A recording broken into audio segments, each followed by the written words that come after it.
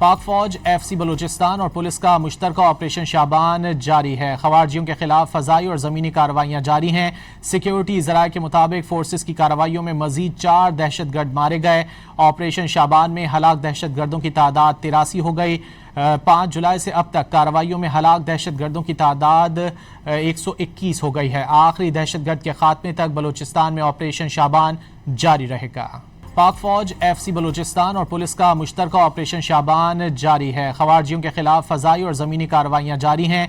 Security ज़राए के मुताबिक फोर्सेस की कार्रवाइयों में मजीद 4 दहशतगर्द मारे गए। ऑपरेशन शाबान में हलाक दहशतगर्दों की तादाद 83 हो गई। 5 जुलाई से अब तक कार्रवाइयों में हलाक दहशतगर्दों की तादाद 121 हो गई है। आखिरी दहशतगर्द के खात्मे तक बलूचिस्तान में ऑपरेशन शाबान जारी रहेगा।